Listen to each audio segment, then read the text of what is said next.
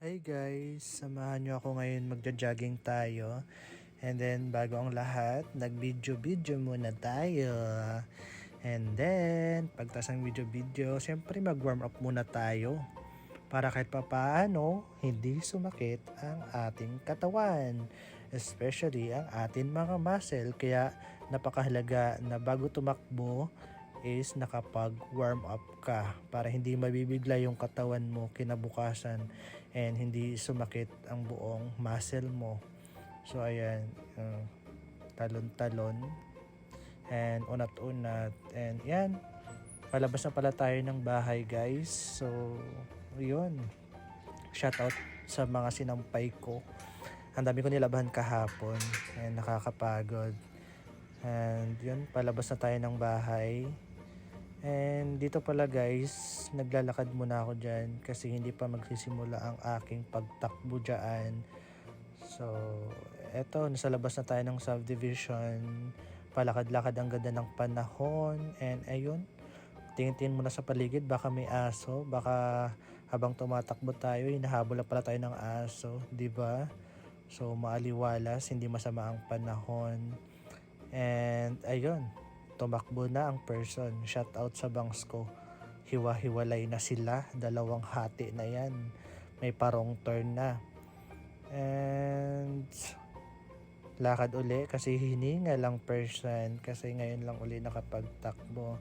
And diba, look at the view. Ang pinagtatakbuhan ko, ang ganda, diba? So, may inspired ka talaga tumakbo kasi ang ganda ng view. And then malamig. And di ganun kainit. And yun, di ba? Parang ako lang ngayon tumatakbo kasi Monday, pero ang daming tumatakbo diyan, guys, pag weekend. Marami akong kasabay. And yun, hiningal, kaya lakad na naman uli ako diyan. And yung tato ko, shoutout sa tato ko.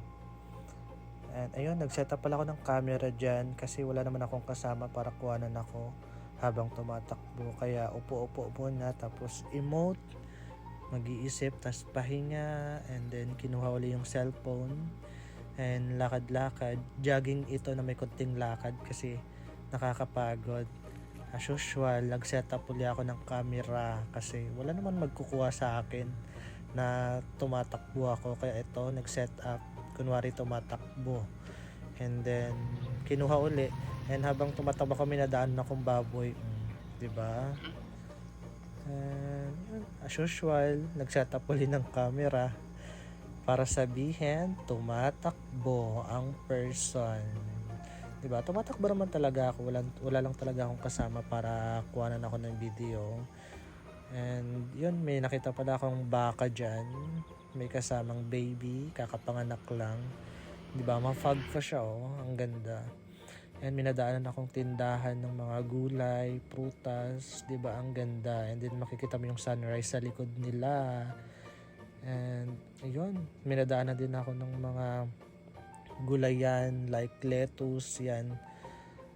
Ang dami, 'di ba? Sa mga sangyupsal na pinagkakainan nyo, dyan yan galing. And then yung sunrise, look at that. Ang ganda pagmasdan. And eto, nagpapahinga. Tinitignan ang sunrise, nanonood. And ayan, pabalik na pala ako niyan guys. Pero yung sunrise kasi nasa likod ko, sabi ko, ang ganda, kuhanan ko kayo ng video. Kaya ang nangyari, ayan, pa-reverse ang walk ng person. 'Di ba? Ang ganda. Ang ganda talaga. Bukas ulit magja-jogging ako.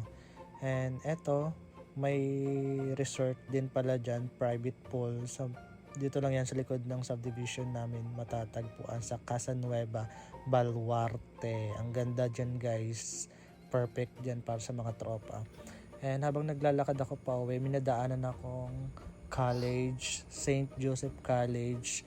Guys, nagsara to nung pandemic, pero hanggang ngayon hindi pa rin siya nagbubukas.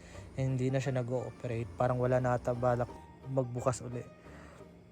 And ayan, sign na napauwi na ako. Malapit na ako sa subdivision namin. And ayan, pagod ang person.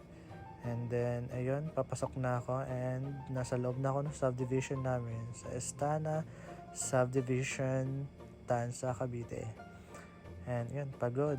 ang first son. And yun, malapit na ako sa bahay namin. And ito na, hanggang sa muli. Hanggang sa susunod. Bye!